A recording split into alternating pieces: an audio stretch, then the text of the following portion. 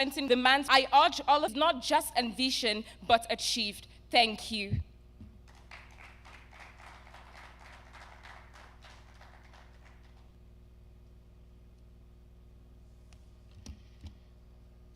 That's a better round of applause. Let's put our hands together for her.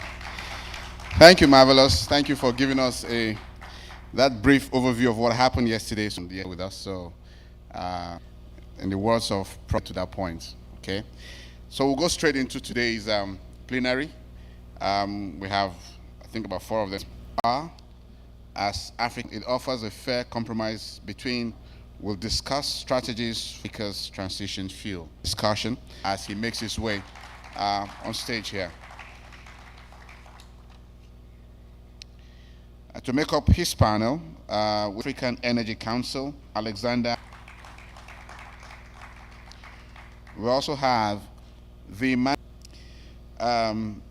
Managing Partner, International Energy Law Advisory Group, Eduardo G. Pereira. Is he here? Okay. Or he's joining us virtually. Virtual? Oh, okay. All right. The next person here is the General Manager, Transformation and Delivery. You're welcome, sir. We also have Chedu Ugbo. Let's put our hands together for him. And finally, we have Director, Power Component. You're welcome, sir. All right, Mr. Moderator, you have 45 minutes for your session. Your time starts now. Thank you.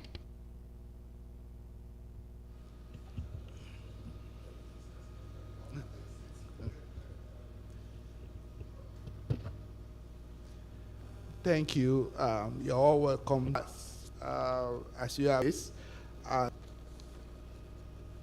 we have already introduced the topic, as you know, gas, renewable energy, and gas as a transition fuel. I'm going to start with you. What are the opportunities? Thank you so much for that question. Again, I'm Katlong Alex from that's a low carbon been adopted as the CO2. Gas also has the potential to sound renewables, hydrogen, and also renewable energy, so intermittency. I think in Ghana they have this carbon credit system where Ghana and Switzerland, where they were able to get clean cooking stove essentially. So gas can have been rolled out in Nigeria. I think we can see the presidential CNG initiative. I think in my home state of Plateau State as well, we have seen buses, CNG buses, which have been cost less. The gas also has a transition fuel, also for gas. However, gas also has the potential to be an infrastructure down the line, which is the more emissions it brings down, and then you also talk of the structure. The opportunities that exist in the use of gas and how it can aid dependence on other fossil fuels. Nigeria and has worked extensively on gas. From your experience, what do you see as the... Very much. Stephen Ogaji again from the Niger Delta Power Holding Company. Yes, like you said, I worked in gas, all gas-based. About it. We'll go to renewables, do with gas, and what stops 2 BCF, 2 billions to 50 times what we produce. Russia does 70 times what we do. Why have we not optimized it? At a time when we never developed our coal. As the previous speaker said, when it's not there, otherwise you go into darkness. You need gas as a backup. But what are the key challenges? Number one in this challenge is infrastructure. Very limited, and this is a common issue in Africa, not just Nigeria.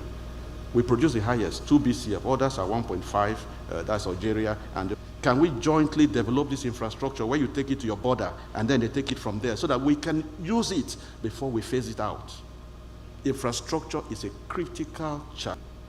We have been looking at the way in Calabar, Ajakuta, Kaduna, Kano. Where are we on those projects? Supposed to optimize the use of gas in the villages today. So challenges, infrastructure, getting it from wherever it is, having the processing plant to clean up the gas before you put it in the line, the security has been enhancing. It's also a major follow them through.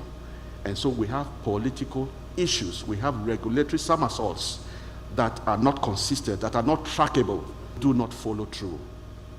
We do not follow through. But if we can solve some of these minor issues, I think we can actually optimize the use of gas now, generate what we need to generate, and then begin to develop other sources that will help us when we eventually phase off the use of any of these the hydrocarbons, as I would say.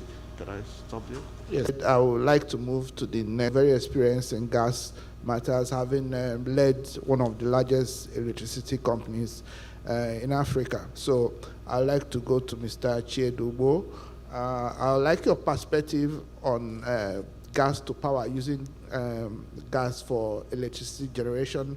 What are the challenges? How, in the whole discussion about transition, really given the Nigerian experience, what do you see as the challenges around developing gas to power and indeed making it the stable fuel for electricity generation in Nigeria? Thank you. Okay, thank you very much, moderator and my fellow panelists. You see, the discussion on gas, especially from an African perspective and Nigerian, I thank God that this is Africa Climate Forum. I think we should anchor it on thinking now, maybe 3 phrases. One is just transition. 2 should be resource, should be energy security, and the 3rd should be resource optimization. So when we are talking about climate change, those who are at the forefront of the climate change have their economies transformed over time by the fuel that is now, we are now asked not to use, i.e. coal and other pollutants. For us as Nigerians, and I'm coming to the point, Professor Chudi, for us as Nigerians, we should see gas not just as a transition fuel, but as a transformative fuel. Nigeria sits on a proven reserve of 200 TCF, 200 trillion cubic feet, and unproven 600 trillion cubic feet. It's a resource we have in abundance. Coming to power generation, I led the NDPSC for over 8 years, and Professor Gaji just told you that he was GM for 7 years. So those 7 years, he was my GM in charge of gas. So he was GM in charge of gas for as long as I was there. And I know what we go through to get gas for even 1,000 megawatts out of our 4,000 installed capacity. A few years back, and I'm sure if I asked questions here, what do you think Nigeria needs in terms of capacity? People will say maybe 50,000, 100,000 megawatts. But let's be a bit conservative. ANED, the Association of Electricity Distribution Companies, say we need about 23,000 megawatts. Nigeria is doing 4,000 on average, or 5,000 on average. We have 13,000 installed capacity, or 14,000 now with Zungeru. 80% or minimum 75% of that is fired by gas. Yet, we do not have electricity. And yet, we are being told to phase out, to move to climate change. We have a lot of if we have to move, the transition has to be just. We have to be given the opportunity to optimize these resources we have, and that is gas. And we must use gas to transform our economy whilst we grow renewables. We are trying, Nigeria is trying in renewables. But as Prof pointed out, renewable, or I think Alex as well, renewable is very, very intermittent. You are not going to use renewable as base load in Nigeria. It's not possible. You are not going to, you will need gas at least as an ancillary service, what we call ancillary services, to stabilize the grid. Renewable will go off and on. And if it goes off and on, it would affect the quality of electricity you have in your home. So we still need gas there. But why don't we have this gas? Prof has discussed some of the basic issues, but come back to the major issues we have.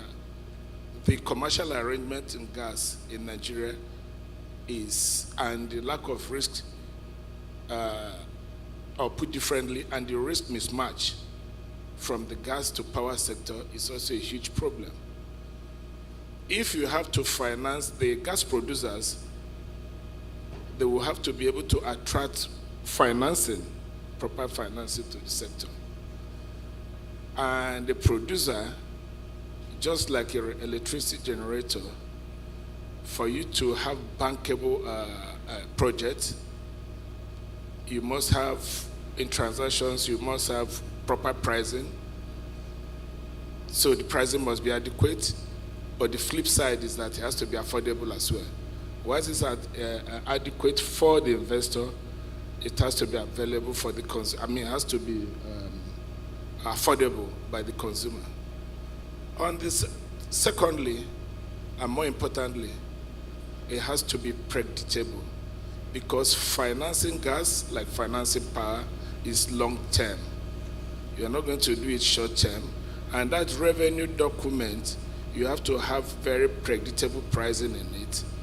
And that's why you have the famous phrase, take or pay, or in power sector we call capacity payments. So whether you take it or not, you have to pay a particular percentage. But the Nigerian system is not mature enough for those kind of transaction structuring.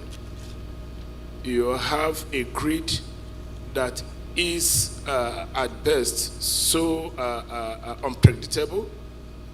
So if you go into a gas take or pay contract, which is the basic thing the investor in gas requires, the next day you will be in default of your contract, because the grid will not allow you to take the gas to generate the power.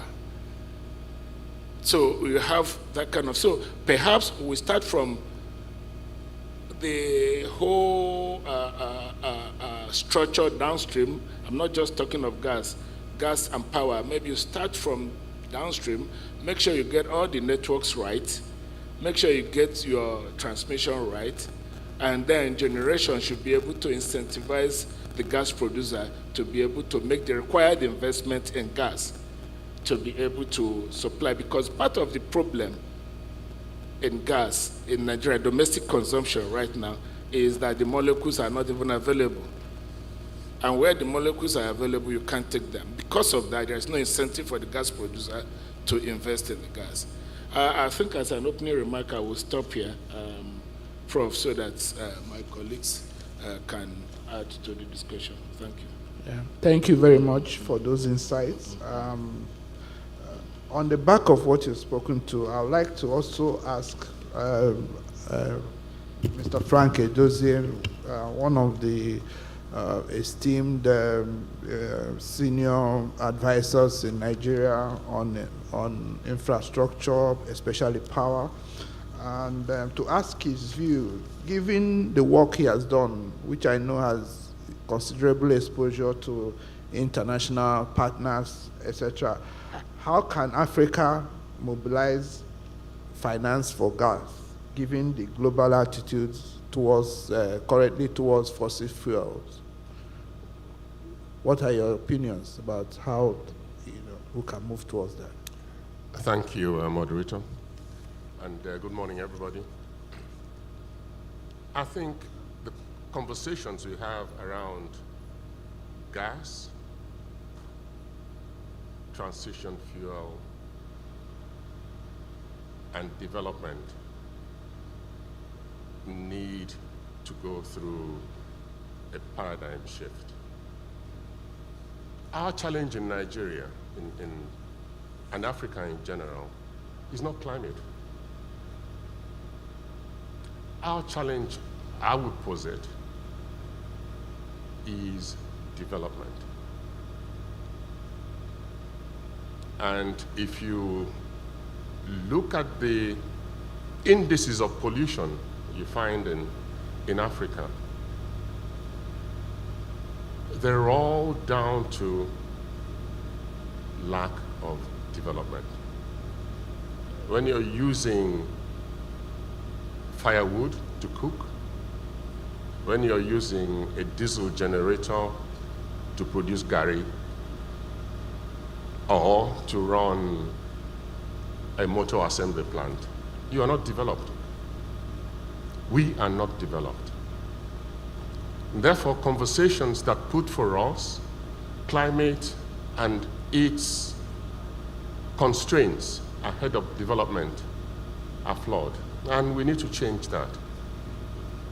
And for us, then it becomes an opportunity, because there's a lot of climate money that is out there convincing us that gas, for instance, should be a transition fuel, and we should be looking at how we minimize the use of it.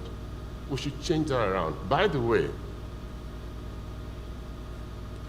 gas is one of the most abundant energy sources for Nigeria. We are very rich in gas in the deep offshore. We are very rich in gas in the shallow offshore. We are very rich in gas in the Niger Delta. We are very rich in gas in the inland basins. In the 1950s, a number of international oil companies ventured off of the Niger Delta into the heartland of Nigeria, and they found significant amounts of gas. They drilled wells, cut the wells, because there was nothing they could do with the wells. And those wells are still sitting there. The gas is still there. For some of them, it might have gone down. Others, they would have largely increased. And yet, we're having conversations about buying solar panels, and there's everything to say buying for solar panels, but they have to have the right fit. So if we change our conversation in the country to driving for development and looking for the meaningful fuels that can power our development, then in the process we are producing less hydrocarbons, and also the global move is net zero for hydrocarbon emissions. It is not absolute zero. And for us, that also is a development argument. Because if we double the amount of gas that we consume today, and double the amount of crops and plants that we invest in that will absorb carbon dioxide from the atmosphere, we have net zero. But we've used gas to power our industries. We've used gas to reduce the destruction of forests because we're using wood to cook. So, back to what I said. what we have in Africa, and in particular in Nigeria, is a development challenge. We should change our conversations, or the object of our conversations, to how do we develop? Access climate finance to reduce the carbon footprint of the fuels that we use to power industries, also to incentivize the growth, and we have ample land of products that will increase absorption of carbon in the atmosphere and play more role in the carbon markets that are being traded over our heads in Western capitals. Then we would have started the journey. And again, it is not to absolute zero, it is to net zero. And for us, it is positive on either side. It is a paradigm shift that we should drive for. Thank you very much. We can summarize that we have come to a point where the discussion can, taking what Mr. Dozie said, that we should be talking more of seeing gas as a strategic fuel rather than a transition fuel. So the debates or the discussions really should be what should be the role of gas, and that if we manage our gas well, it could balance off any element of pollution or climate concerns in a way that will still meet our net zero targets. So now, going further, I would just like to come back to you, Mr. Alexandra, and ask, I know you had mentioned earlier about some opportunities that you see. What are the most promising sectors for gas utilization, from your own experience? All right, thank you for that question. But I think before I answer the question directly, I just want to set the scene to just make you have a sense of where we're at with gas. Currently, Nigeria loses about $1.5 billion annually on gas flaring. And that's very, very alarming if you look at the number of people who currently live in energy poverty. So it's very important, or it's an imperative for us to actually take gas seriously and try to incorporate that into the energy mix. And also talking about the issue of energy trilemma, which is energy availability, energy security, and energy affordability, and environmental sustainability. So is energy available? Is it sustainable? And then again, is it affordable? So when you look at it, gas ticks all of those boxes. So I don't think it's a thing for us to kind of negotiate whether or not to use gas or to incorporate gas, but it's a thing of an urgency for us. And when you make the point, again, and I actually agree with all of the panelists we have on here, but I also try to make the point that while we're trying to transition, it's also very important that we also set the groundwork for transitioning as well, because there are lots of potentials in renewables as well. I think natural gas in itself, you're able to get blue hydrogen when you use natural gas to get blue hydrogen using carbon capture and storage. So I think these are a lot of opportunities, and we in Nigeria here also have a competitive advantage when it comes to renewables. In areas of hydrogen, in areas of geothermal, we're starting to see where people are trying to get geothermal energy from plugged and abandoned wells in the Niger Delta. So these wells are already there, where we can repurpose them or to reuse them for geothermal energy. Up north, we have huge potentials for solar. We also have huge potentials for wind in Nigeria as well. So again, not to downplay on using renewables, but just also acknowledging the fact that yes, we can harness and we can also play big in renewables and also in gas.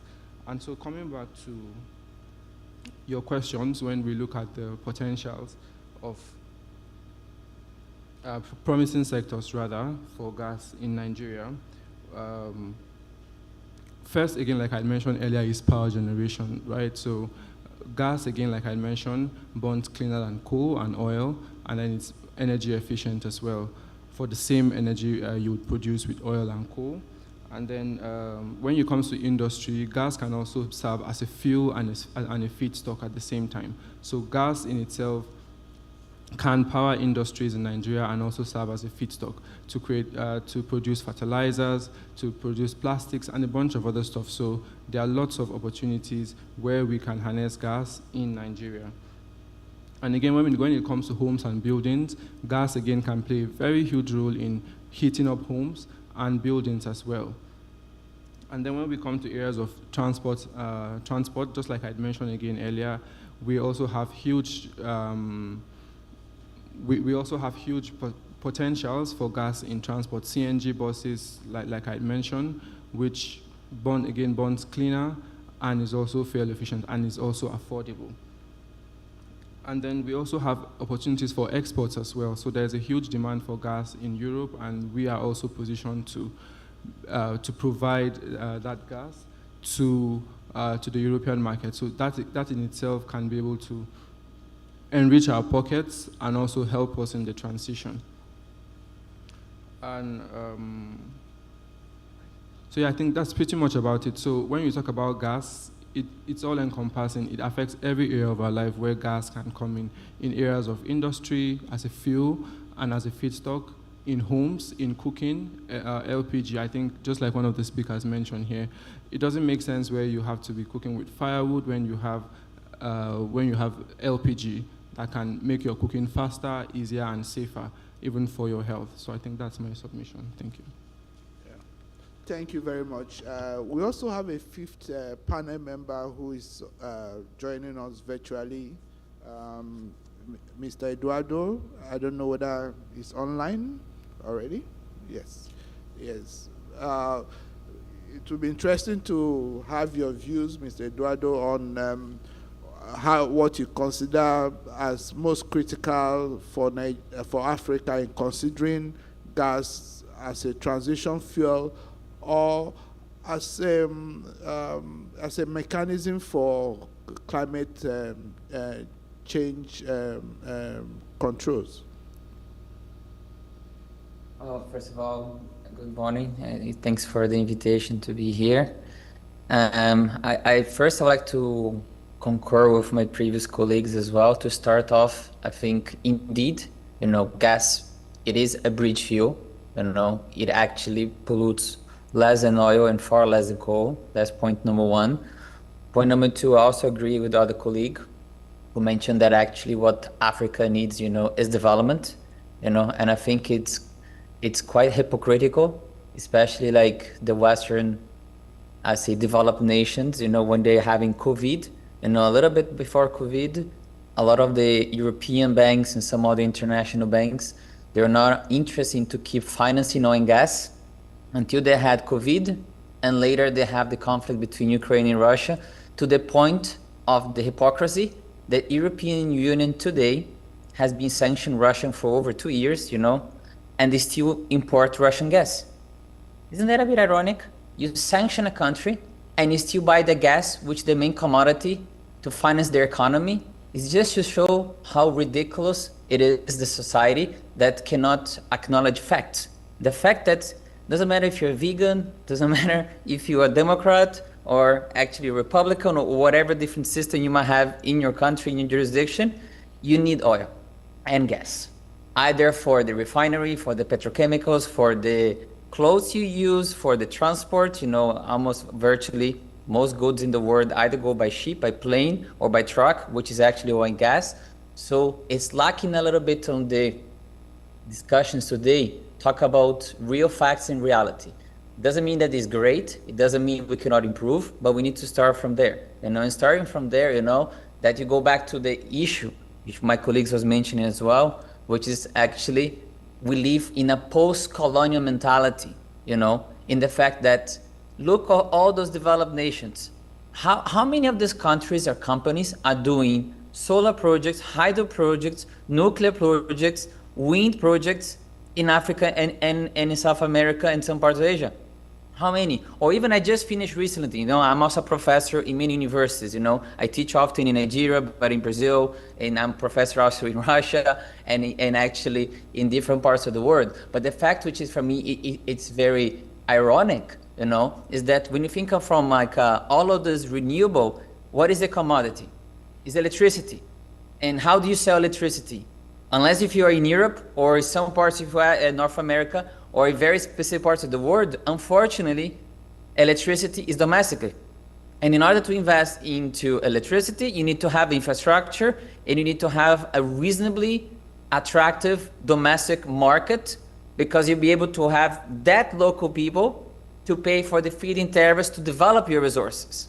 But unfortunately, since the past 500, 600, 700 years ago, they've been going to Africa, to South America, parts of Asia to take timber, gold, phosphate, and then oil and gas and uranium, whatever extractive resources, because they can sell it to another part of the world. It's a global commodity. They just invest the minimal amount of projects to take out your resources and they move it to elsewhere, refine this project and resell it for a much more expensive price, and then they come to you to lecture on how to be sustainable. Even if you think about European Union, they are passing different policies, directives that you need to be more sustainable, otherwise you pay more tariffs and etc. Even though, currently, many parts of European Union has been importing more coal than before, postponing nuclear and even trying to consider nuclear as green as well, because they are dealing with the fact that they can no longer have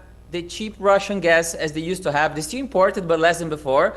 And they can only afford to have the support from US from military perspective, So then when you think about that,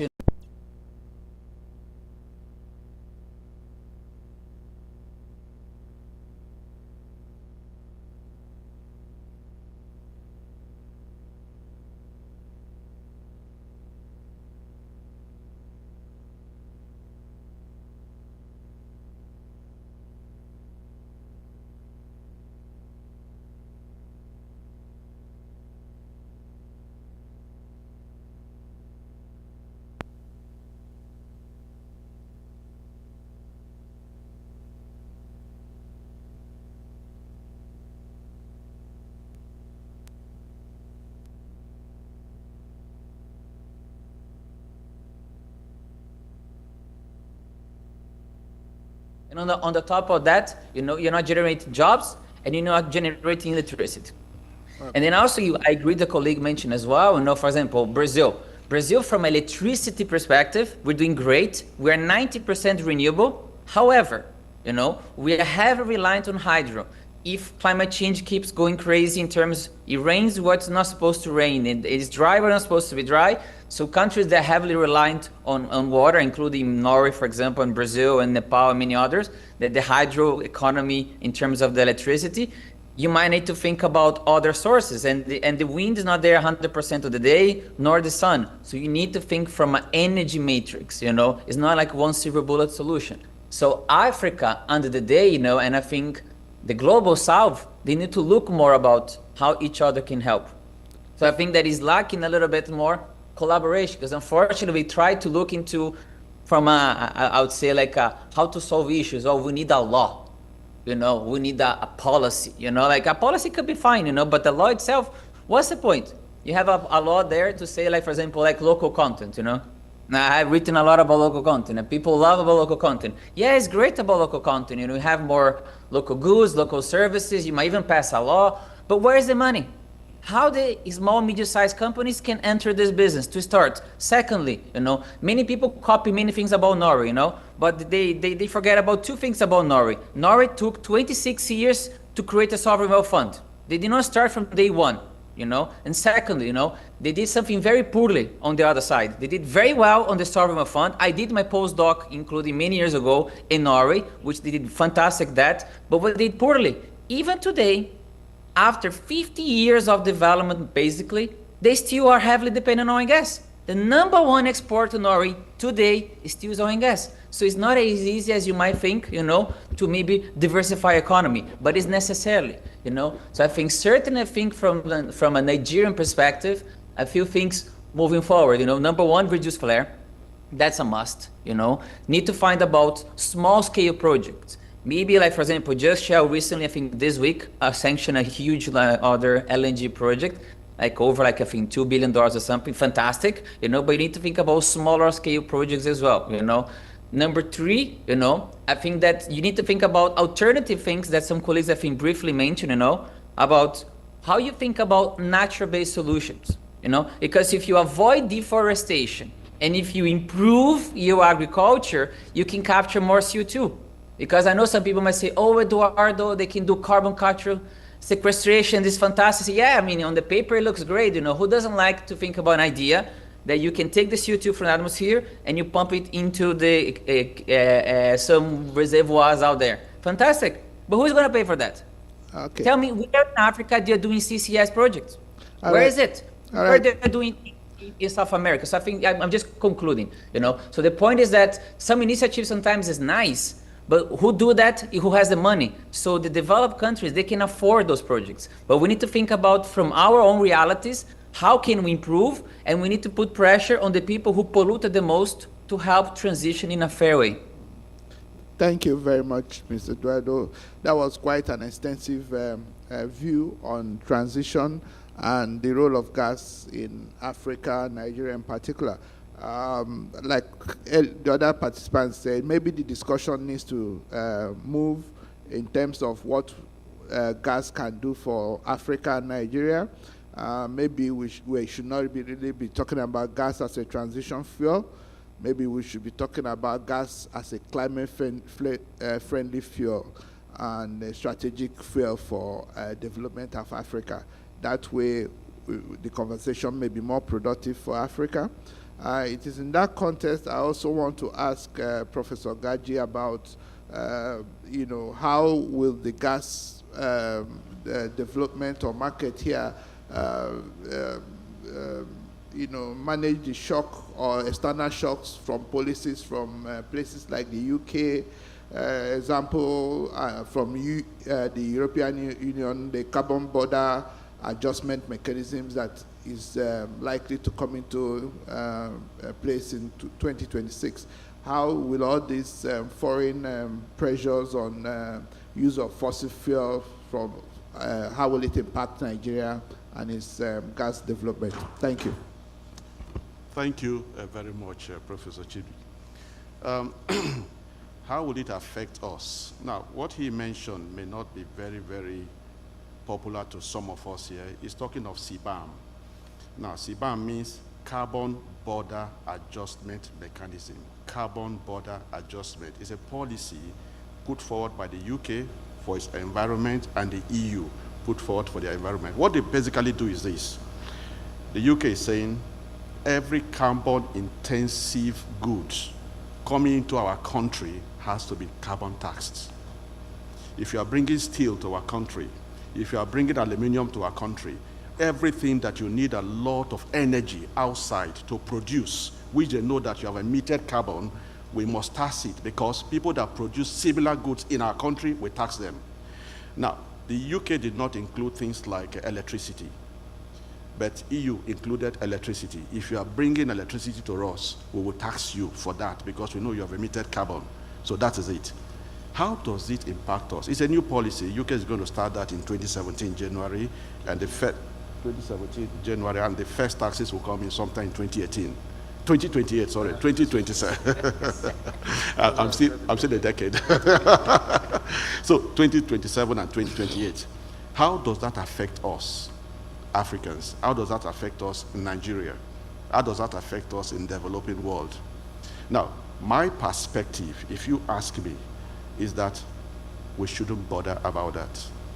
I mean, though we have enough mineral resources here in Nigeria, we have not even started touching it. We are not even using it. We are importing. We are importing. Iron and steel, we are importing. We have not used any of our resources here. I think we have the domestic markets to first of all feed before we start talking of sending this thing to UK and EU and all the other places. For me, today we should be thinking of how to reinvigorate our industry, how to begin to meet our demand. I haven't got enough electricity. Yes, of course, I'm giving to my African brothers and other things, but I'm not taking it to the UK or to EU. If I can meet my domestic demand, it's a big enough market to consume what we produce. Of course, we need to look for the funding, like Chido mentioned, to be able to have a market. If you don't have a market, you don't have a product. But if we can get a market within our system, the people are there, forget about 220 million. Do we have a bankable demand that will make me or make somebody want to produce what you need and consume it locally? We need to stimulate it. We need to stimulate it. We have a short period of time. I completely agree with Dozier. We should be talking of development, okay? But sometimes, some people like that sexy word, that you are having a transition. When I mention transition, okay, we listen to you now. Maybe we can give you some climate funding. If I say we are not polluting, because the whole of Africa, 2 to 3% pollution, the whole of Africa will contribute to just 2% of the pollution in the world, 2%, and we have 17% of world population. What are we talking about? That is why we call it a just one. Allow us use what we have. But sometimes when they don't listen, you still sell that word and say, okay, we need some funding.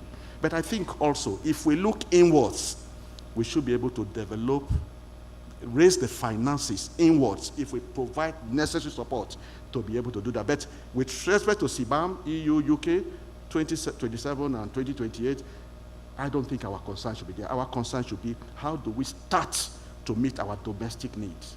And when we can satisfy our domestic need, is enough market for us to whatever is happening in the UK or EU. Thank you. Thank you very much. We are steadily running out of time, and I would just like to quickly ask Mr.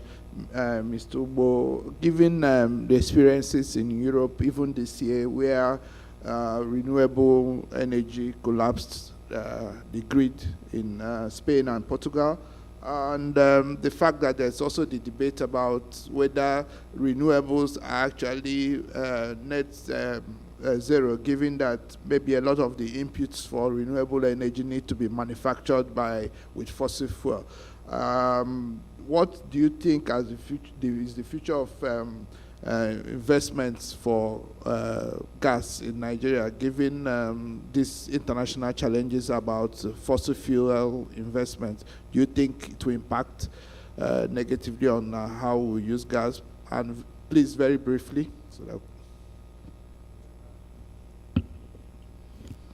Thank you very much. I think the priority really for us as a nation and for Africans should be how to develop our gas. I mean, the experiences you just mentioned should be lessons as well for us. There is no alternative to resource optimization, as I pointed out earlier. And I thank Frank for, making it lighter. I had used transformative, that gas should be transformative. And there is no alternative in the world to energy transition, energy security.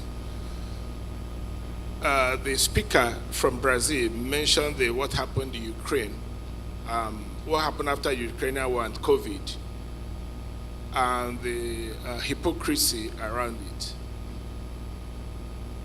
That again should say something to us as a nation. The developed countries are concerned about their energy security. We Nigerians and Africans, we should be concerned about our energy security. And if we're sitting on very huge deposit of gas, we do not have any other alternative. In fact, still using the word energy transition, we should use gas as transition fuel to the extent that we use it to displace biomass that's being used in the villages. We use it to displace the use of diesel that is being used to fire generators at home. We use it to displace the use of diesel that is being used to fire industries. So, I mean, the opportunities have been highlighted. So we'll think of how we develop gas internally, use it for gas to power, improve our power generation, of course, while increasing our investment in renewables. So, George, we are not trying to displace people in renewables, in hydro, and of course, solar. You know, so we can couch our development of the gas sector as a transition itself by bringing up the advantages of developing our gas. I mean, to be able to get the required financing, I mean, the advantages of developing our gas to reduce the so-called carbon footprints, even though we do not have much of that. We actually do not have much carbon footprints in Africa, as been highlighted. I mean, Nigeria is just 10% of the whole of Africa in terms of carbon footprints, in terms of emission. And even Africa is Nigeria is 0.3% of the world, and even Africa is just 3%. So we are not there yet, and that's what Frank highlighted, and I agree with that. But we must continue to develop our gas, to couch our proposals, our case for financing as a way to show that we are also working to reduce the so-called carbon footprints, eliminating biomass firewoods in the villages, eliminating the use of even kerosene as they use in the villages, eliminating the use of diesel, dirty fuel in generation for industries and for power. Thank you. Yeah. Finally, I would just like Mr. Frank, as final note, in less than 2 minutes, just the final note, you speak finally, please, on how you see us proceeding with gas. And you say it in less than 2 minutes? Yes, please. Right, I'll try. It should not be mistaken that I'm knocking renewable energy. It does have its place, right? And that place should be taken for what it can do. But until you show me how you can cook egusi soup with a solar panel, we have a gap to close. And the cheapest way today to close that gap is to look at the cheapest form of creating energy, which is gas. And I've said we have this is ample supply of that. And the forms you can transport it are also ample. You can do it by pipeline to power plants. You can do it in cylinders to homes. You can do it as liquefied, transport it, and get it to far parts of the country where it may not be profitable to lay pipelines or may not be sufficiently secure to lay pipelines. There's ample ways. But we have some journeys yet to get there. Our policymakers need to rethink the business of gas as a factor of local development. The lens with which our government and agencies in charge of the petroleum sector see gas today is one of a source for export. That is why we pay for gas that will go from a well somewhere off Warri to a power plant in Ughelli, and we pay for that in dollars.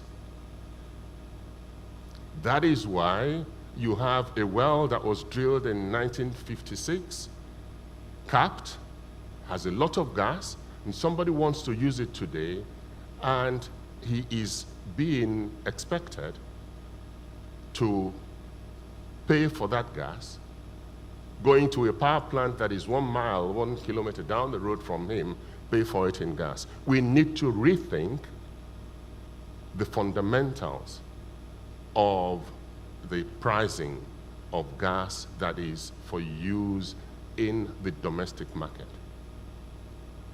See it for what it is, which is as a tool for development.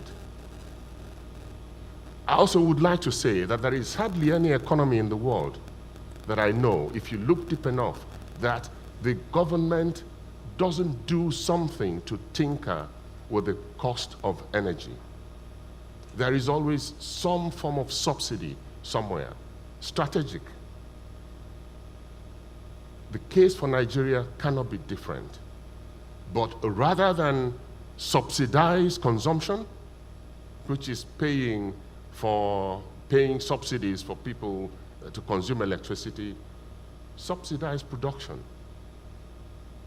And if government, through policy, makes it cheaper for power plants to be built in the hinterland with adjustments made to recoveries for the books to balance, that is a good investment of government money.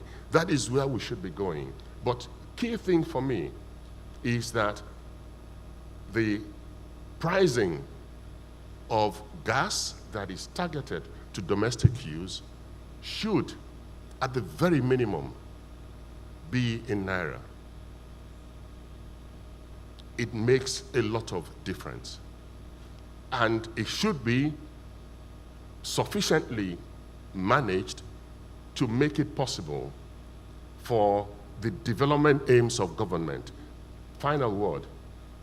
Imagine that we had today a government policy that sets a target for all homes in Nigeria, not those in urban areas, to transit from cooking with firewood to cooking with gas-fired stoves of all sizes.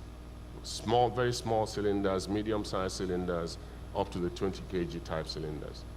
Imagine the business that will create in this country. First in production, then in supply, then in use. Just imagine that. And how much better we would be in development. And then the point. We would have stopped using firewood. We will be using cleaner fuel, gas. Thank you so Thank much. you. Thank you. I'd like to thank all the panelists and also Before you thank them, sir, I've been directed to ask for 2 questions from the audience. Okay. Just before we wrap up this session. Okay. So we'll take 2 questions from the audience, please. If you have a question, yes, I see a hand over there, and one more, and one here. Just those 2. Please go straight to the point. Your question, cut out the stories. Thank you. Thank you very much, panelists. Thank you so much for profound discussion this morning. My name is Titus. I'm from Northside Power. I'm coming from the environmental and social part of this discussion. I'll say we'll be talking about the fossil fuel and then coming to gas. We know gas is, of course, a lesser polluter for pollution. But the development of gas infrastructures will definitely be without... What's your question, sir? Please, go without straight the to your impact. question. So what can we do, or what are we doing to incorporate management of environmental and social impact into the development of infrastructures for gas business? Thank you very much. Thank you. Second question, we'll just take the 2 together, and then we'll respond to them. Okay, we're gender friendly. I'll take one from Madam here. Okay, good morning. My name is Abochino Nso, and I'm climate advisor for PACE. So I want just maybe the last speaker, and I think I'm a bit interested in the, the governance. What do you think? How do you see the low entry point in terms of the governance around, energy? And then how best, I know we have the Electricity Act, and I know that there is also being currently domesticated across the states. But where do you see a low-hanging fruit in terms of entry point to further make this, really accessible for both production and then the consumers as well. Thank you. Thank you. One last one here. Please come to the front here. Thank you.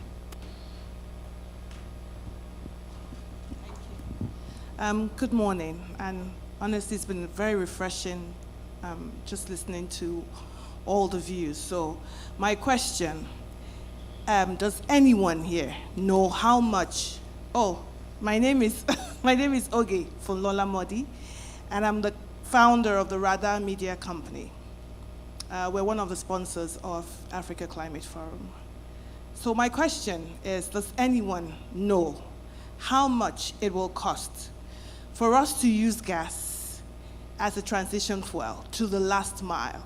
Because I think that's where a lot of the conversations are going towards.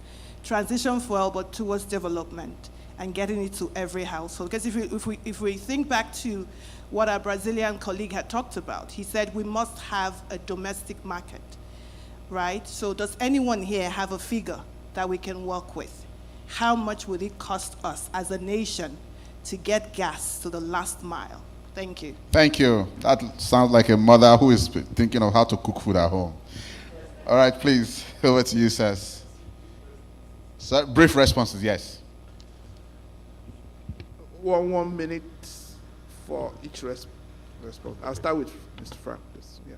Yes, start. 1 minute, please. To the last question, there's a document, the Energy Transition Plan, which was put together by, I think it was KPMG or somebody. But it is a national document, and all sorts of projections were done in that. As a guide, it is very helpful. Also, more recently, at the start of the year, the integrated resource plan for Nigeria was put together from the power sector. As far as energy is concerned, elements of the costs to grow the energy supply in Nigeria are captured in there. For what it's worth, it is a planning figure, right? But you do need bold moves by government, right, to set the direction in which we go. There was a question on governance and opportunities. I don't think I'm the best person to speak on governance, but as far as opportunities are concerned, I think the Electricity Act of 2023, which has now enabled states to create domestic electricity markets, gives a huge opportunity for parties to get into energy production, energy supply within states without the overhang of national institutions.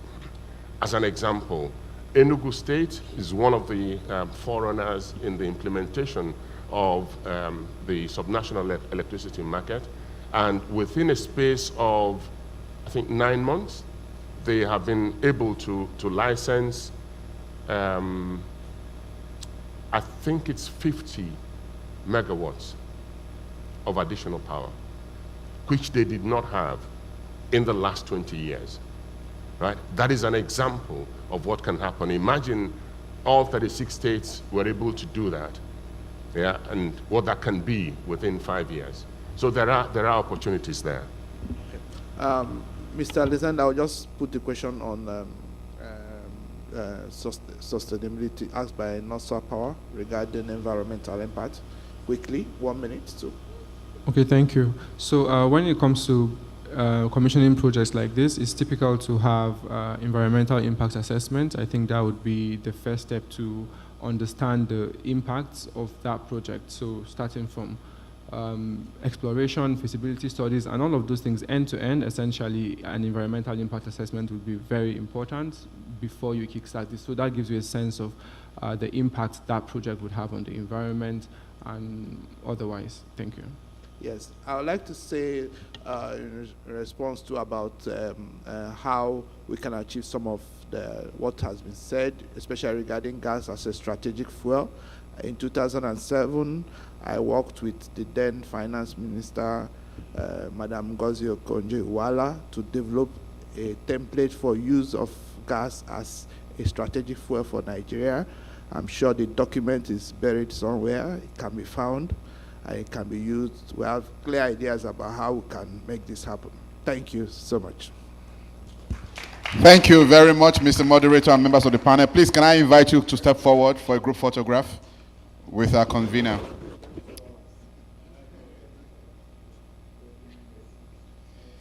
Thank you. I thought this was a very deep conversation.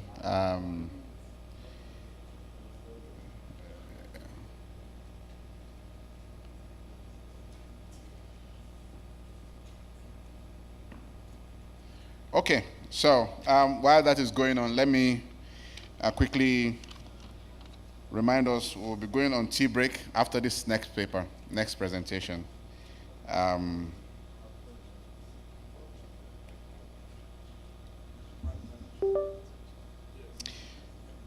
Our next plenary session will be speaking to on the topic, optimize strategies for green technology adoption. And well, it says that the synopsis here is that simply put, technology drives the green transition. Both emissions reduction and adaptation depend on technology. However, the ability to harness technology depends on critical factors such as technical capacity, affordability, and deployability.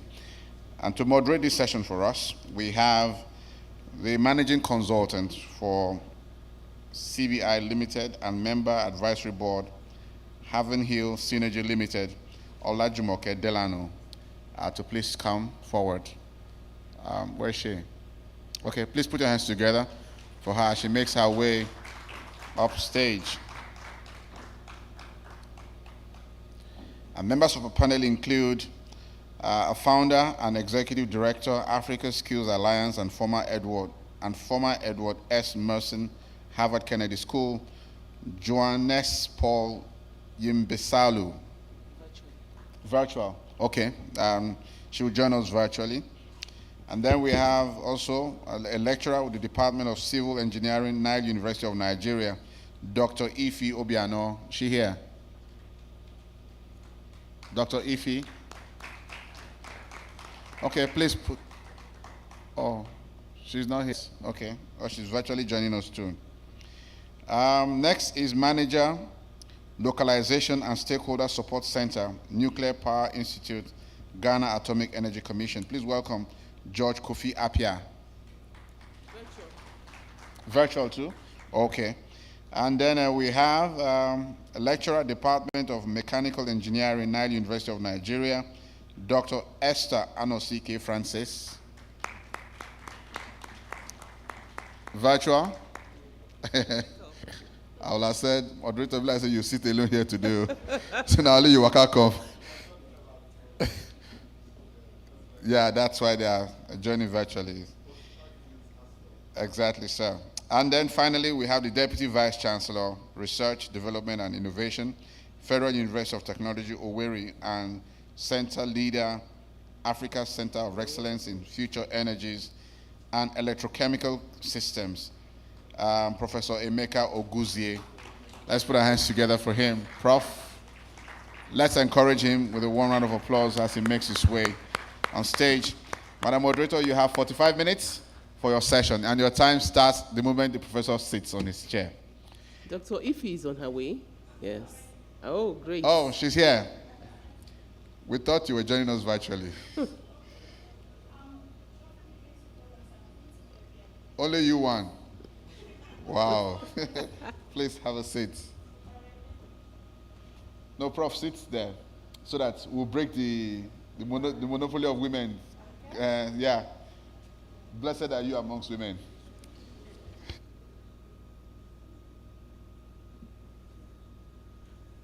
You're welcome, Professor Oguzie. Welcome, everyone. Let's just check to see that our virtual participants are also here. Mr. Johannes, Can you indicate, please? Can you hear us? Ms. Johannes, Mr. George up here. Yes, I'm here. Good morning, everyone. Thank you for having me. Good morning. You're welcome. Mr. Johannes, are you online, please? Okay. All right. Okay, so it's my pleasure to moderate this session on optimizing strategies for green technology adoption.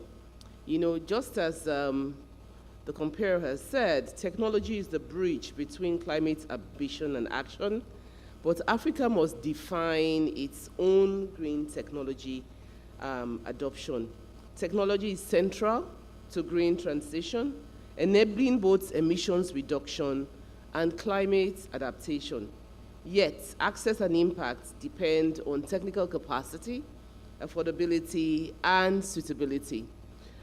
This panel will explore strategies for developing, acquiring, and adapting technologies to bridge transition gaps and meet the specific needs.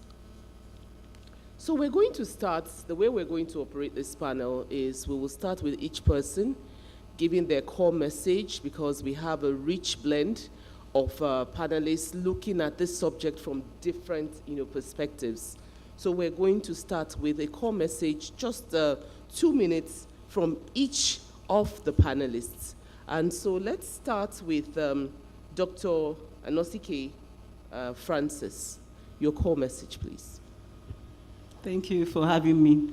Okay, looking at this, the green situation from a mechanical engineer point of view, how does a mechanical engineer come in? What happens to our society from a mechanical engineering point of view? Maybe you can start with even what are these green technologies? Okay. For those who don't know. All right. Okay. The green technologies currently available to us here in Africa, undeniably, we have the solar, we have the biomass, from my experience. Then we have the hydro, we have the thermal. These are all relatively very so much in abundance.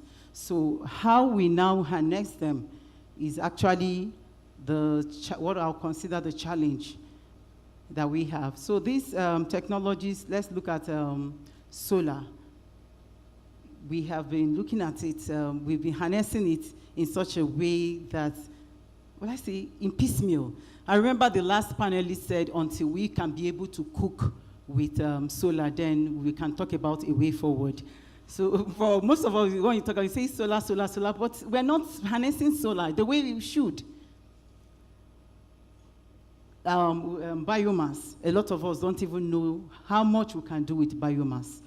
Biomass we can use to cook, biomass we can use to generate electricity through a lot of processes. One is anaerobic digestion. That's a process whereby you have organisms work on them to generate both heat and electricity. These can be done. We can actually cook with them. Then, of course, the thermal and the hydro. The hydro is what we are currently using, but how far has that gone in the hinterlands? How far? Most of us that can boast of this hydro, it's those of us in the, what I call it, in the city center.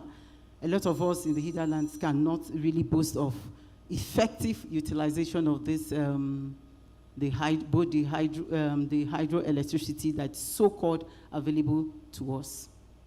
Thank you very much. Thank you for that. So we'll quickly go to Professor Oguzie. What is your core message when you look at this theme of optimizing strategies for green technology adoption? Yeah, thank you very much. For me, my core message will be that Nigeria and Africa's power challenges, right?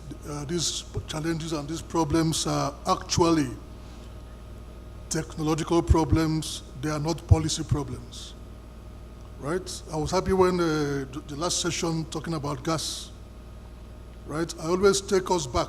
I always take people back to, at least in my lifetime, there have been about 2 transitions from wood to coal, from coal to petroleum, now we're transiting to renewables.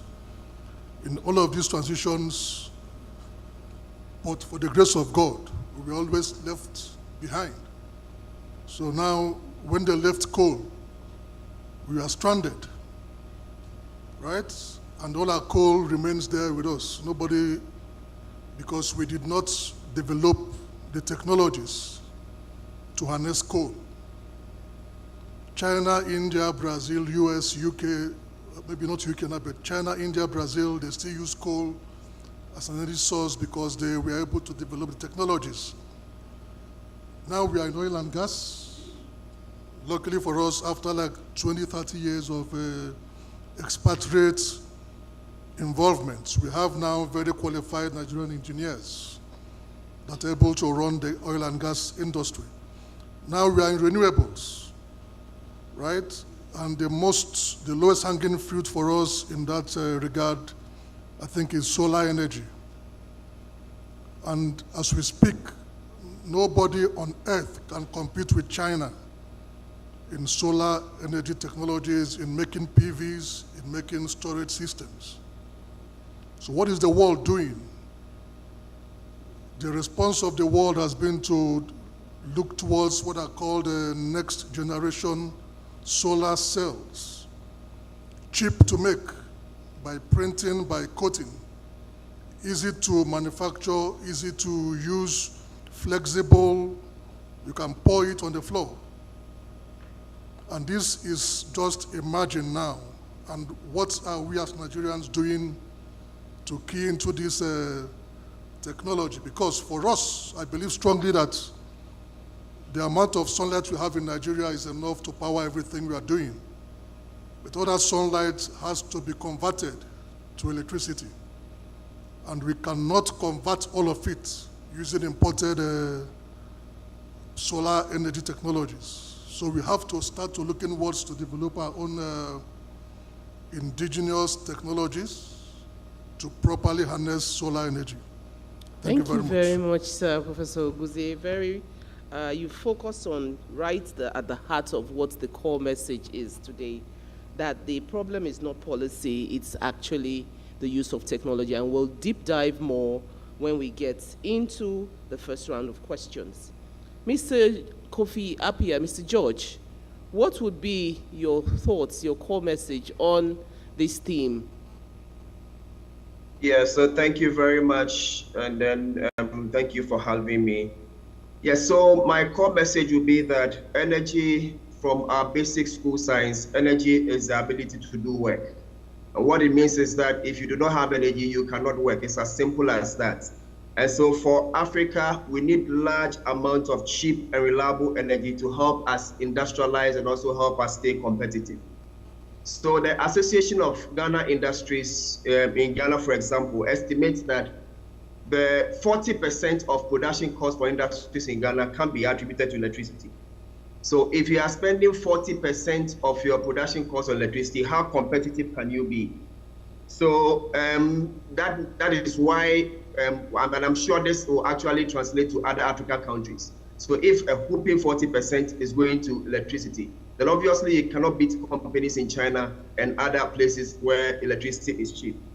Another thing is that when you fly, or when you look at the world map at night, so for example, when you're flying from Europe, the moment you enter Africa, you realize that Africa is about the darkest continent on Earth.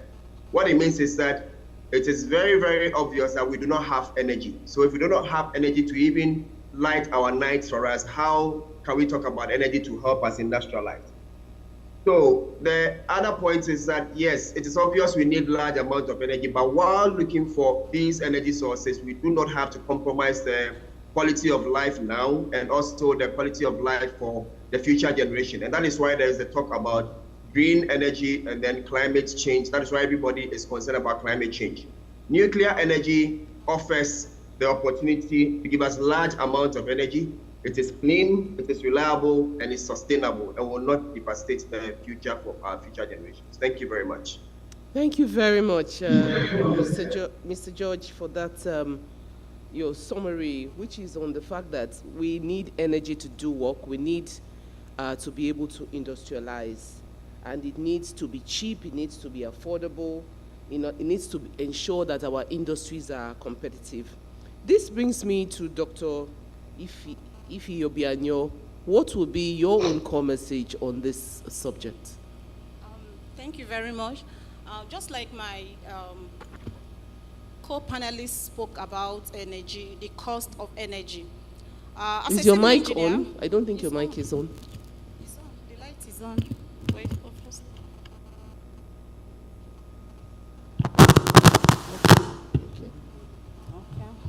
Okay. I think I can be heard clearly. Yes. Okay. So, like my co-panelists talked about the cost of energy.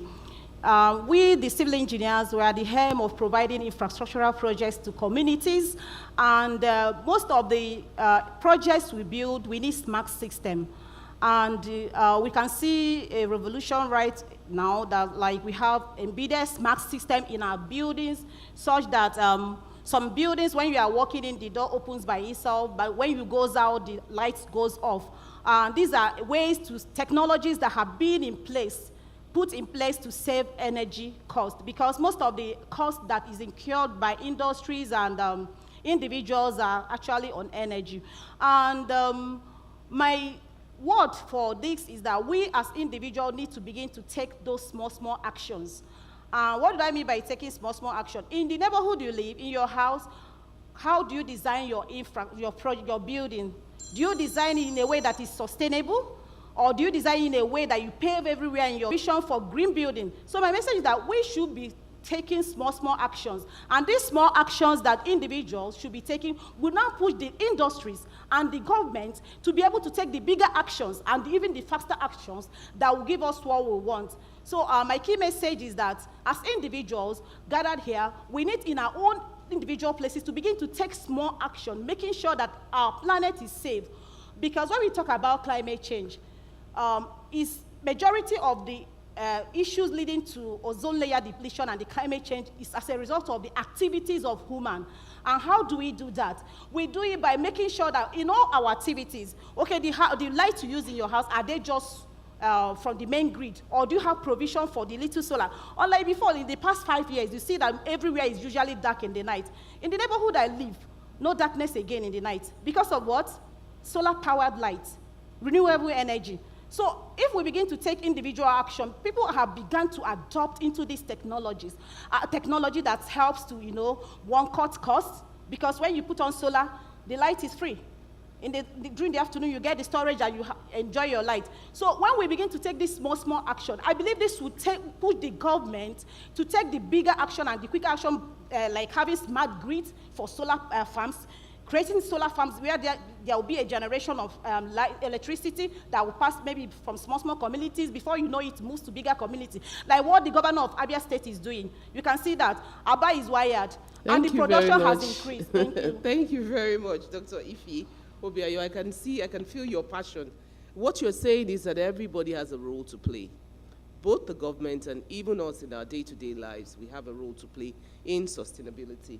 We have our last but certainly not the least panelist who has joined us, Mr. Johannes. Can you share your core message, please? Yeah, thank you so very much. Good morning, everyone. I'm joining in from New York. It's 6 a.m. here, 6:13 a.m. But thanks, really honored to be with you all today. I think for me, today, Africa really stands, in the intersection of two things that I think are critical: the green transition and the digital evolution. And how we better harness these opportunities for young people is very, very critical.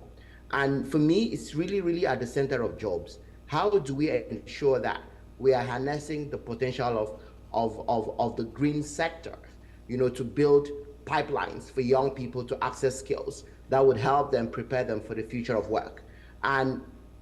For example, it's estimated that the African green economy is estimated to generate about 3.3 million direct green jobs by 2030. What does that actually mean for Africa?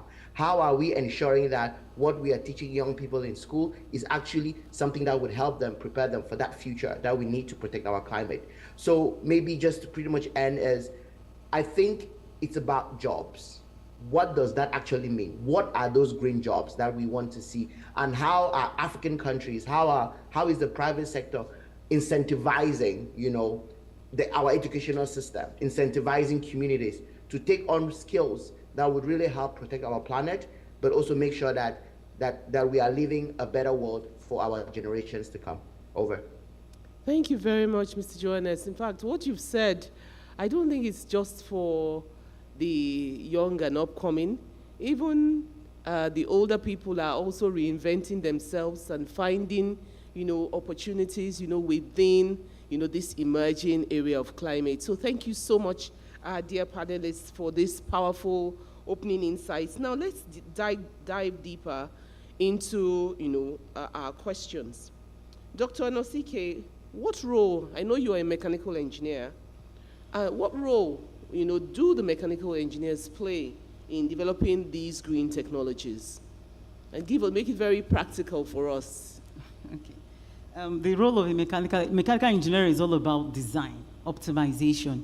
So our role in the green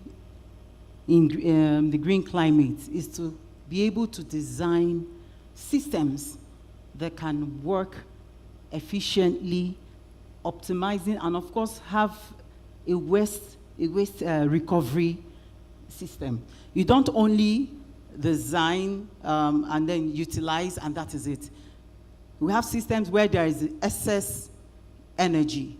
There should be a system in place to be able to recover energy and utilize it for something else. Take, for instance, the turbines, or let's even talk about the solar. Heat is being emitted on all the panels, the PV, the solar panels, the PV storage systems. Well, there should be a design for, coming from the mechanical point of view, to be able to recover the heat and utilize it into something else. Not only that, you also take, for instance, in the agricultural sector, what is happening in most of the sectors, let's take, for instance, in Nigeria, they don't even have water. Where there is biomass at the end of the day, at the end of the harvest, you have the sugarcane baggers, you have the corn cobs and all that. What are we doing? These are possible ways of generating electricity. Now, what do? Design a system where we can recover, we can have energy using this biomass. We can get briquettes from biomass, which can be used to power the hinterlands, the rural areas, which in the same vein can be used to also generate electricity. We can have biogas from this biomass. So the role of the mechanical engineer is to sit back, think, and design systems like that. There has been systems, also, so to say. I know I have worked where I have in my research group, we have developed a kind of pyrolyzer for extracting bio oil. We can go, maybe because we don't have the resources yet, we have that system to be able to also generate biogas, right? So if we have such as mechanical engineers that are frugally manufactured, not compromising efficiency and other factors, that will be a way to go. Thank you so much for this. So it's about sustainability, and also some form of recycling. I want to ask you, Professor Emeka Oguzie, because you've done a lot of work in terms of innovation, in your role with FUTO. How critical is indigenous innovation to optimizing Africa's adoption of green technology? And what steps are you taking at the African Center for Excellence in FUTO to promote locally adopted solutions? Thank you very much. So, first of all, I would like to say that as sure as night follows day, right? It is not possible to have development in a country that disregards its university system. No developed country in this world became developed without using the university the way it's supposed to be used, right? So for us in Futo, we are lucky. 5 years ago, we got about $6 million from the World Bank to create what we call the Africa Center of Excellence in Future Energies and Electrochemical Systems. Our proposal was to help to address Africa's energy problems, having in mind that Africa has an abundance of resources, and Nigeria in particular has an abundance of young people, right? So what we've done with the money we got from the World Bank is to try to create that environment that we've been looking for, right? So now we have laboratories. We have 2 good laboratories in our center. We recently set up one laboratory precisely to develop new technologies for energy. Like I mentioned earlier, we got facilities for research and for scale-up. So now in our lab, we can do good work on what is called perovskite solar cells, because we believe that we must be able to produce what we use to solve our energy problems. And we think that perovskites and such next generation solar cells are that technology. So what we hope to achieve, again, we have some grants again from,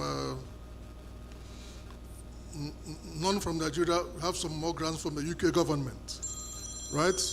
To have these projects and to develop the solar modules and the battery systems by first quarter of next year. So our idea is to start to train young Nigerians in these energy technologies. I'm tired of solar installation training as a package for Nigerians. Where in other parts of the world, young people are opening up companies, supplying skills and materials to make solar cells, to make batteries. So we think that when we start to empower Nigerians in this regard, then we have more empowered youth, we have more actual technology entrepreneurs, right? And we can actually start to address our power and youth restiveness and other problems we have. And in this regard, there has to be a lot of synergy between the academia, the government, the private sector, and the community. No single institution can give the impact that we desire, right? And I think it's something that has to be treated with urgency, because it's very important for us. Thank you very much. Thank you so much, Professor Oguzie, for this very, very enlightening. In fact, I'm sure if I was not on this panel, I will already be on the Futo website, checking, for the opportunities that are available with the initiatives, this Africa Center for Excellence, because surely that is where, people will want, to go. So well done, for that. And just drawing the line a bit further, I want to ask Mr. Johannes, how can we ensure that young people are not left behind? We see what institutions like Futo are doing, but what other ways can we ensure that young people are not left behind but become active drivers for green transition, and not just on the periphery, which Professor Oguzie has mentioned about just fitting solar panels, that there's a lot of depth, that is still, to be tapped. Mr. Johannes? Yeah, can you hear me now? Yes, we can hear you clearly. So I think it's very important to really understand that, we are living in, our world is actually burning right now. We keep talking about climate change, but then the biggest challenge that we continue to face is that the people that would benefit the most, or the people that are affected the most about climate change, are not really part of the conversations that that we currently have. We go to all of these big conferences, they talk about climate change, but then Africa, it's bearing the brunt of climate change, but we are contributing just very little to this problem. So for me, I see young people playing a critical role. But then that, for me, it means what kind of world we want to see. How do we start to inculcate into young people the kinds of things that they can do to make the world a better place? What kind of community engagement things that they can be doing? So for example, we have this platform called Yoma. Yoma is a digital platform that connects young people to opportunities. It's not just about opportunities, but it's also about creating impact. So young people actually do what we call micro tasks. So young people can go to a community and clean it, and then they take like short videos or short posts about their action, and then they post on social media, and other young people comment on that to either support them or kind of share some of their own experiences in the field. But that is very, very critical, because that is action that young people are taking. And while they do that, they actually earn what we call a digital token. So it's actually creating an enabling environment for young people to be recognized for the work that they are doing in making sure that our world is safe and prosperous. But in terms of the skills, when we talk about skills, what kind of green skills, what kind of skills do we think would help prepare young people for that?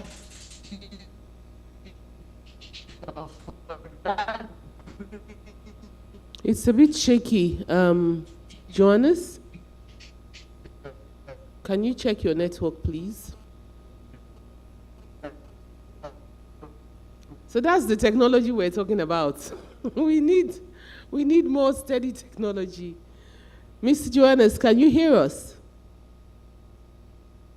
Okay, let's move to the next person who will conclude that thought when he comes back. Mr. George, you work in nuclear, and there's this ongoing debate. Is nuclear, is it green? Do you consider nuclear power, to be a green, technology? And what opportunities do you consider it to be a green energy source? And what role could it play in Africa's clean energy future? All right, thank you very much for that interesting question. So this debate has been ongoing, the fact that is nuclear green or not. So let's look at a basic definition for a green source of energy. So for an energy source to be green, there are two things you look at. That the source, which is the fuel for that energy source, has to be replenished. So for example, the solar and then wind are considered to be green because the sun does not get depleted. The air for wind does not get depleted. And then for hydro, water does not get depleted. It easily replenishes itself.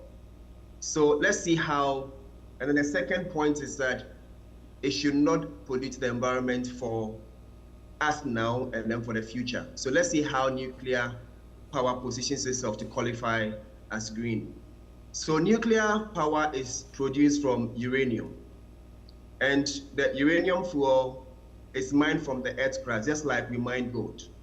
And wherever you find lead, there is uranium. They work closely together. Now, when you look at, once you take the uranium fuel from the earth's crust, you cannot replace it. It does not replenish itself. But the point is that when you use it in the nuclear power plant and the fuel becomes spent, you can either keep it as spent fuel or you can reprocess it to use again as nuclear fuel.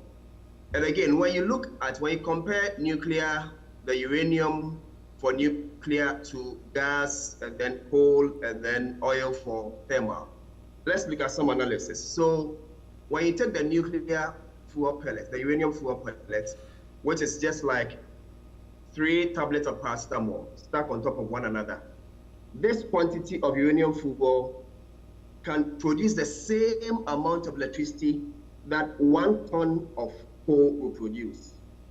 And then it will also produce the same amount of electricity that 149 gallons of oil as well as 17,000 cubic feet of natural gas can produce. So what it means is that if we are looking at the fact that it should be replenished, you are using a very small amount of uranium to power a nuclear power plant. So over the human time scale, even though we are not replenishing the uranium in the soil, we are not going to be able to exhaust it because we are using a very little amount of it. Again, when you put the uranium fuel in the nuclear reactor, it is working for 18 months continuously. Unlike gas, you have to store barrels of gas on a weekly basis or on daily basis to be burnt. For uranium fuel, you are putting it in the reactor, using it for 18 months non-stop. And then when the 18 months come, you will replace just a quarter or 1/3 of the fuel, and then you reshuffle and you're back and running again. Even the 1/4 that you have removed, you can also reprocess into fresh fuel. So if you look at this analysis, nuclear actually stands the chance of being green. And again, pollution. During normal operation, nuclear power does not produce, it produces almost zero carbon dioxide emissions into the atmosphere. So it does not pollute the environment. What people talk about is that there is a potential for nuclear accident. But how many nuclear accidents have we witnessed over the 60 or 40 years of operation of nuclear power plants? Mr. Appiah, Mr. George, what role can it play, nuclear, in Africa's clean energy future? In 1 minute, can you just tell us what role? It's energy dense, you know, as you've explained. What role can it play? Yes. So base load for Africa. So large amount of reliable and stable electricity for Africa to help us industrialize and also help us to be competitive. That is the first one. Again, energy independence. So if you are running for 18 months, then you have a lot of time to plan for your next fuel, unlike you having to plan for fuel every week or every 2 weeks. And then economic development, if you have large amounts of electricity, then we are sure, as I said from the beginning, energy is the ability to do work. So for Africa, the grid for the future is the one that has a mix, so that we have nuclear taking care of the base load, and then the renewables, which will be the solar and the wind and hydro, will take care of the intermittent ones. Thank you very much. Thank you very much, Mr. George. Okay, so looking at the perspective of decarbonizing infrastructure, what are the some of the most effective strategies for reducing the carbon footprints, practical, you know, for infrastructure projects in Africa? Dr. Ife. Thank you very much. For Africans, we've actually been trying to implement green technology in our design, because as a civil engineer, your design will tell whether your building is going to, your project is going to be a sustainable one, is going to be eco-friendly or not. For instance, let's take for instance, previously people are not worried about the ventilation of their houses. They felt they can use the XC, but recently there is a ton of events that you see structures, you see when they're building big structures like hostels, schools, you see the way they position the ventilation. They have a lot of windows, so that in case if there is a climate issue that there is no grid, you'll be able to adapt. So I can see that we are implementing that. And beside climate issues that can make light not to be available, you see that you reduce the amount of energy you use when you make your design eco-friendly. When you design your structures in such a way that it can air itself, it can also lighten itself, especially during the day. So another one is that we see green roof here and there, unlike before you won't see green roof, but recently we have begun to adopt, even though the adoption is low in Africa. That's why we are actually clamoring for more actions by individuals. Imagine if everyone here wants to build structures in the next 6 months and you decide to have green roof as part of your design. Do you know, adoption is the key, is the issue we have in Africa. All these green technologies are there, even though we have issue with cost. But there are ones like, for instance, for the green roof, the green wall doesn't cost much for you to have it. Why not us start taking action from there? So these are the technology we can use. Again, the smart systems that, embedded smart system that can make your light to be, energy consumption, because energy is actually the key challenge of African countries. So in our infrastructural project as a civil engineers, when you present to clients that you need to put smart system that will reduce your energy consumption, when they look at the initial cost, they will say, no. But the truth is that when you begin to look at, over the years, the life cycle of that, you find out that you are gaining a lot. So we need to begin to promote this in our practice, even in our individual projects. And again, government, there is need for collaboration with the government. I said the government can push a lot of things. But if individuals did not start their small action by doing their own, government won't push it. Like, for instance, if government begin to ensure that all their projects they are going to do this year is going to have green roof, you see, they're promoting it, and people will begin to buy into it. So these are the methods we can use to actually advance this and ensure that we have green infrastructure. Another way is that we make use of our local resources. You see, we don't make use of our local building material most time. People would like to import from abroad things that we can actually have in this country. And again, we need to reduce the use of ordinary Portland cement. Across over the world, in Africa, we need to bring in the green cement technology. It's happening in the US. I've seen street tarred with green cement without clinker, without using the clinker in cement is what emits a lot of CO2, the greenhouse gases that affect our climate. About 7% of it. Okay, so if we are able to bring that technology of green cement, which I have seen happening in the US, that they have green cement that doesn't make use of clinker, that way we'll be able to promote green infrastructure that will be for a better future in Africa. Thank you. Thank you so much, Dr. Ife. I recall attending an event somewhere, and there was one, the CEO of a renewable energy company was at that event, and she assessed the environment, and she said, the way this building is designed, you are going to always need to switch on lights, you're always going to need to use air conditioning, and she said that if you were planning, with green in mind, you would design the building totally different, and I see that the same is even replicated here. So we do have the opportunity to make those changes. So we're going to go into another set of questions, and for each of these questions, please, I would like you to end with the call to action so that we are very, efficient with our use of time. I want to start with Dr. Anosike Francis. From your experience, which renewable or green technologies holds the most promise for Africa?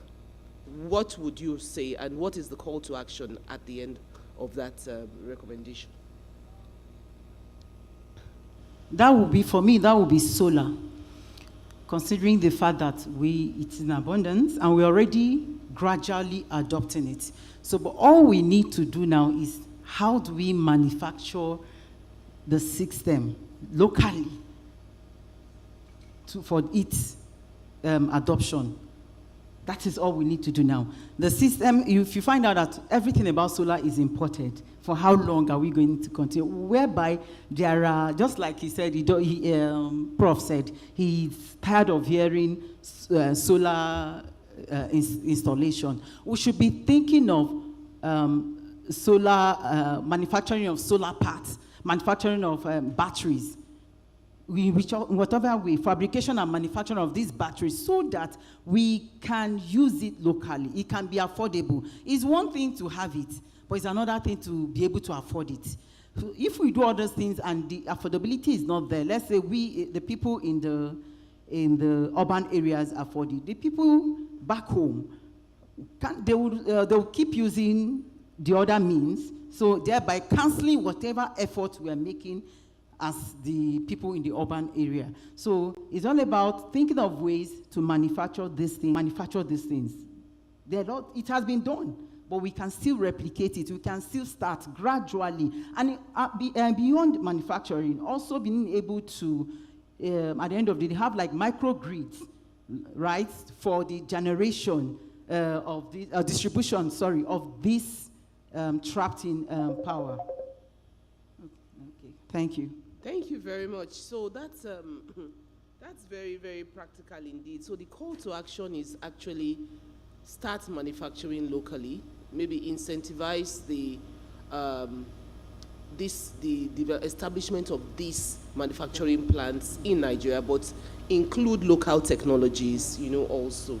Thank you very much. Professor Emeka, one major barrier to green technology adoption in Africa is weak connection between research, industry, and policy. We are not lacking in policy and technology incubation. Thank you very much. And also your call to action. Let me start from the call to action. Okay. Right? One of the biggest, let me talk like P2B. One of the biggest battery manufacturers in the world is called CATL in China, right? Chinese, they hide a lot of things. So one time, somebody was able to get into one of the CATL facilities, and they had in that facility, they have tens and hundreds in China. In that one facility, there were 500 PhDs and postdocs working there. That is China. That is China's magic. And if you want to talk about the quality of those PhDs and postdocs in academia, in terms of publications, number, and quality, globally, China is number one. Last year, a university called Zhejiang University topped Harvard in being number one university with the most publications in the world. So that shows that those PhDs and those postdocs are good quality, right? And that is the key to China's current technology advancement. I did my postdoc in China in 2006. Average age for PhD is 25 years. MSc and PhD students fully funded in enclosed clusters where they do the work. So that's my call to action. Money for fees and upkeep. Under that kind of condition, the students can never do well. So for this country to have technology development in renewables, in whatever, we have to start to care for, right? And support young people to learn technology. There's no other way it can be done, right? So that just captures what I want to say. In terms of innovation between university and government and industry, we have to start to create centers of excellence. We have one in Futo, funded by the World Bank. That project was for 5 years, it's ended. And we've set up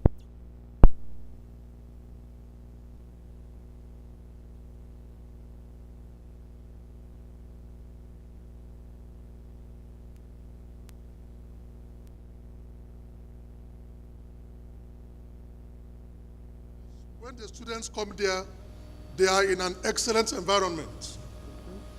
When they go to their hostels, it's a different thing, all right?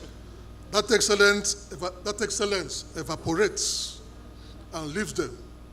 The same thing for us. When we are in the center, we are happy. When we leave, the road only. So these are challenges. So we need to have, before I end, we have funding from the UK government. We have partners in the UK. They want to come to Owerri. It's a big problem for us, in terms of security. It would have been nice if we had right there a guest house for them, for the students, for the researchers, for the visitors. Then we can approach the army barracks there and request for 5 trucks of soldiers and keep them there, and we can pay them. Very practical. Yeah, so these are all, what do you ask for again? So I Call think to action. We have noted your call to action, so- and I think what I would even recommend is, you're already doing something really fantastic that other universities can come and learn from, even to get to the point where you are before proceeding beyond on these recommendations you've made. So, Mr. Yimbesalu, based on your work at the intersection of technology, education, and employment, what strategies should countries adopt to integrate green skills into national skilling and job matching systems? Please add your call to action as you answer this. Mr. Yimbesalu, are you back? Okay, let's move on to Mr. George Kofi Appiah. If Africa decides to use nuclear power to complement other green technologies, what opportunities could this create for young professionals and innovators across the continent? Include your call to action, please. Mr. George? Yeah, can you hear me? Yes, we can hear you clearly. Yes, so thank you very much for your question. So for me, for the youth, the first thing that comes to mind is jobs. So, and decommissioning. And so, if you take, for example, 1,000 megawatt nuclear power plant, you can have, during normal operation, you can have up to 1,000 professionals working. And these 1,000 professionals, just 10% of them are nuclear engineers. And so the professions cut across chemists, medical physicists, doctors, painters, pharmacists, accountants, administrators. And so nuclear power offers opportunity for all. And considering the fact that it's a 100-year commitment, we will have to start now. So that's my call to action. A nuclear power plant is not like a generator that you just buy and then turn on the next day. So it takes about 15 years from planning to commissioning. So 15 years from planning, construction, and then commissioning. So if you want to include nuclear power into the energy mix, the time is now, because you will have to train your human resource, which is the youth. And so if you look at UAE, for example, UAE with all their money and then hiring consultants, they were able to deliver their first nuclear power plant in 11 years, and that's record time. And so if you want to include nuclear power in your energy mix, the time is now.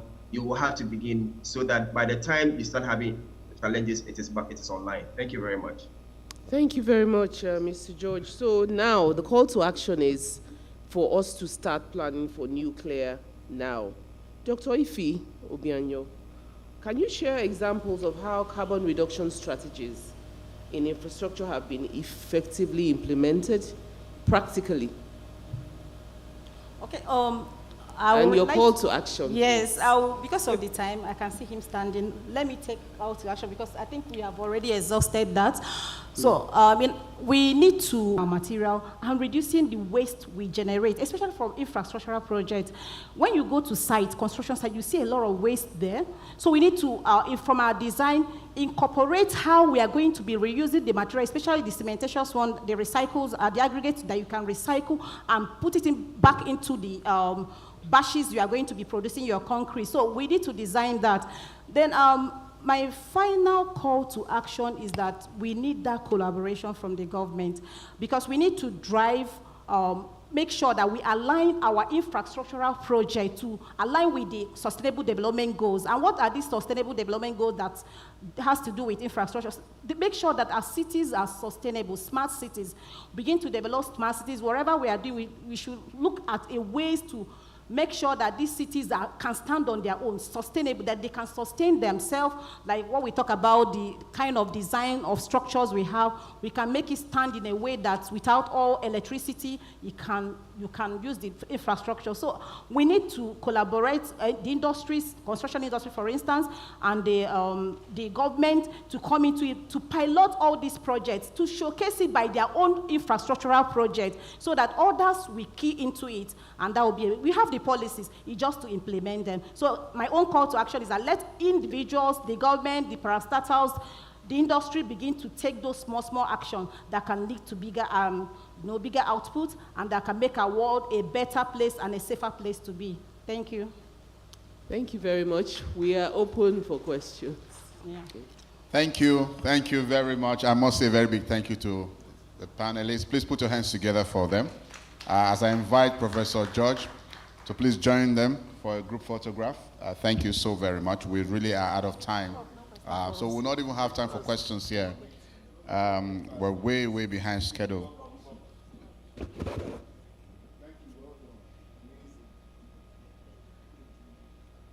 All right. So,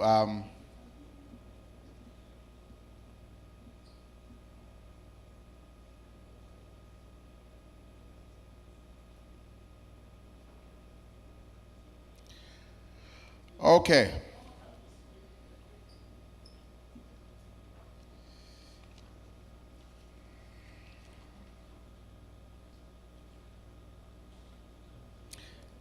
So thank you all very much. It's time for tea break. We have 30 minutes to do that. All right, so we'll be back. The time now is 10 minutes to 12. So we're right back here at 20 minutes past 12, okay? So please, as you go out for tea break, try and speed up and let's get back here and conclude business of the day. Thank you very much. See you at 12:20. Thank you.